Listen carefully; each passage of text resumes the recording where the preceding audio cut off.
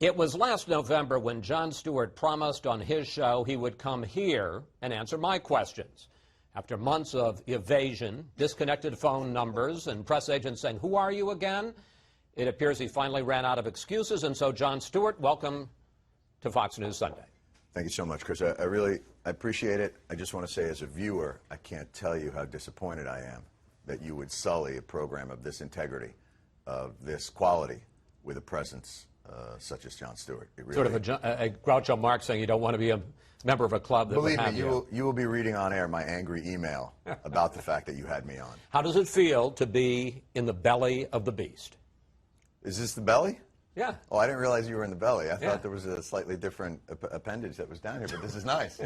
This is, I told you as I first came in, beautifully climate controlled, an ease of parking for a New Yorker. This is, Have you gotten validated yet? I got my parking, let me see if I still have it. I got my parking validated.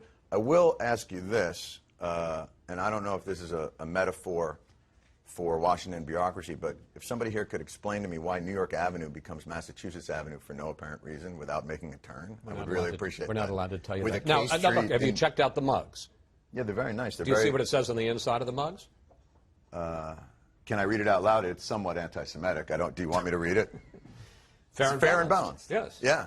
I like the fact that How about we toast and we both take a big drink out of our mugs? You know, it's interesting that the mug itself No, is... drink, no talking, just drink it. Drink the water. Why do you want me to drink it? Just, please.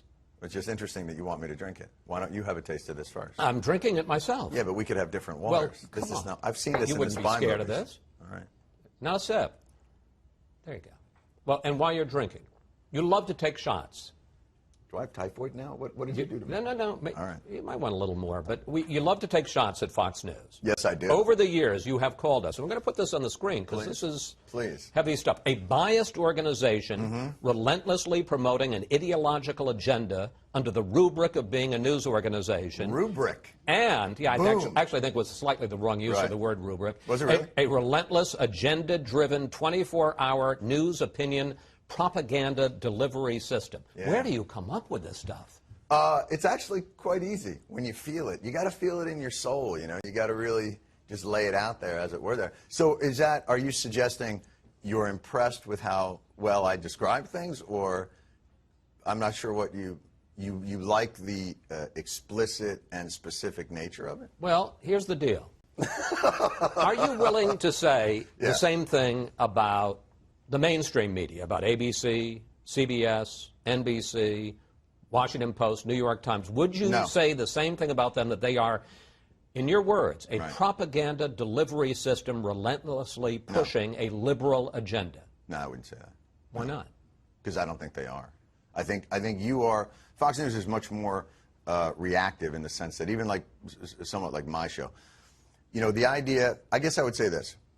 MSNBC is attempting that. I think they're attempting. They've looked at your business model, and they've seen the success of it, and I think they're attempting to be a more activist organization. You don't think the New York Times is a liberal organization? Now, pushing a liberal agenda? The New York Times, no. I think that they are to a certain extent. Do I think they're relentlessly activist? No. In a purely liberal partisan way? No, I don't. Well, I think Fox is a very special... the shutters to go from your eyes, because I am going to prove it to you in the next few minutes. Oh, well, okay. Then I'm excited about that. Well, here we go. Can I tell you this? I love to learn.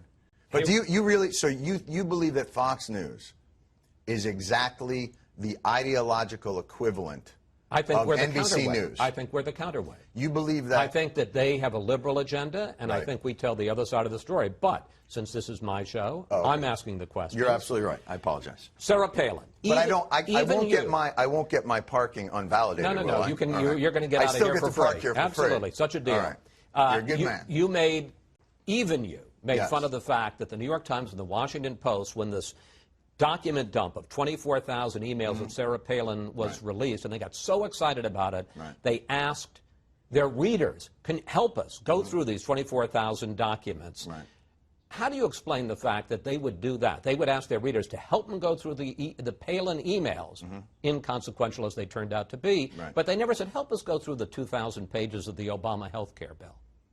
Because I think their bias is towards sensationalism and laziness. I wouldn't say it's towards a liberal agenda. And I think you don't think maybe they went a little easier on the Obama health care bill? Oh, I think they went easier on the Obama health care bill in the same way they went easier on the Levin-Coburn financial disaster study. I think that the emails, A, they're in Twitter type, so it's a lot easier to go through. B, it's light fluff, so it's absolutely within the wheelhouse. I mean, if your suggestion is that they are relentlessly partisan, then why haven't they gone and backed away from Weiner? Now they've jumped into the Weiner pool with such delight and such relish because the bias Some of things are indefensible. The bias of the mainstream media. Oh, I'm not saying it's defensible, but the bias of the mainstream media is towards sensationalism, conflict, and laziness. Well, okay. So if your suggestion is it's purely about it, you've proved very little by suggesting that the Sarah Palin emails were just getting embraced. No, I appreciate that. You take your own shot. Recently at Sarah Palin, you compared her video of her One Nation bus tour to a certain commercial. Let's take a look. Valtrex. As the tour rolls on, stopping at historic places like Gettysburg, and then to Philadelphia to see the Liberty Bell. You know what's cool, man? The way they had reporters finishing each other's sentences. Where have I seen that technique before? I have genital herpes, and I try to be careful. Very careful. Very careful. Sarah Palin and her herpes drug? Really? Yeah, as a technique for the commercial? So you're saying that by comparing the technique that she used in her video to a technique used in a herpes commercial, you were not making a political comment? You really think that's a political comment? Yes. You're insane. Really? Yeah, here's the difference between you and I. I'm a comedian first. My comedy is informed by an ideological background. There's no question about that. But the thing that you will never understand, and the thing that in some respects conservative activists will never understand, is that Hollywood, yeah, they're liberal, but that's not their primary motivating force. I'm not an activist.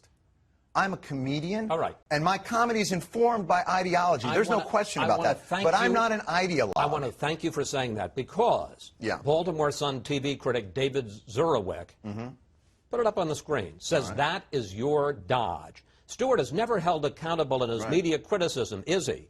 When he is wrong, he goes into the tap dance of saying he's only a comedian and shouldn't be taken seriously. Let's talk about that. When did I say to you, I'm only a comedian? I said I'm a comedian first. That's not only. Being a comedian is harder than what you do. What I do is much harder. I put material through a process, a comedic process. I don't just sit and narrate. But you are a political commentator. The comedy has a political... Some of it. Well, but it is comedy first. But let me Can I give you another example? No, because I want to deal with example. This. Let's deal with it. Let's talk about it. I'm going to do that. I want to find out why you say Here's your take on GOP presidential candidate Herman Cain. Beautiful. Where is it? Well, that's why I'm going to only allow small bills. 3 pages. You'd have time to read that one over the dinner table. If I am president, treaties will have to fit on the back of a cereal box. From now on, the State of the Union address will be delivered in the form of a fortune cookie. I am Herman Cain, and I do not like to read. You planning a remake of Amos and Andy? Why don't you do you want to show me doing all the voices for all the other people that we do? Do you want to see my New York voice? My Chinese guy voice? Are you suggesting that you and I are the same? Are you suggesting that... What am I at my highest aspiration, and what are you at your highest aspiration? I think... Tell me. Honestly, I think you want to be a political player. You are wrong. You're dead wrong. I appreciate what you're saying. Do I want my voice heard? Do I want my voice heard? Absolutely. That's why I got into comedy. I mean, that's you're not Jerry Seinfeld. No. I do comedy. What am I at my highest aspiration? Who am I? I think... Am I Edward R. Murrow or am I Mark Twain? At my highest aspiration. Oh, of those two, Mark Twain. Right. But so has Mark that existed? Twain had a lot of political impact. But was that his main thrust? Am I an activist in your mind, an ideological partisan activist? Yeah. Okay, then I disagree with you. Okay. I absolutely disagree with you that that's the case. I think you're and pushing... I don't think... And I think you take shots at although I think it's mostly to maintain credibility and you're not as comfortable with it, Let you me put take it this shots way. at Obama and at the liberals. Here's what I you imagine like is to going make through your fun mind. of conservatives. You can't understand, because of the world you live in, that there is not a designed ideological agenda on my part to affect partisan change, because that's the soup you swim in. And I appreciate that, and I understand it. It reminds me of, in ideological regimes, they can't understand that there is free media other places because they receive marching orders. And if you want me to go through Bill Salmon's emails and... how do you explain me? Oh, I think you do a nice job, and I've told you that on the show. I think you're one of the most Do interesting you think things. I get marching orders? I think that you are here, in some respects, to bring a credibility and an integrity to an organization that might not otherwise have it without your presence. So you are here as a counterweight to Hannity, let's say, or you are here as a counterweight to Glenn Beck, because otherwise it's just pure talk radio and it doesn't establish the type of political play that it wants to be. But I understand that. Wait. But for you to suggest, I want to stay on this because this is important. But you sound like Newt dodging. Gingrich during the CNN debate. Am I dodging you?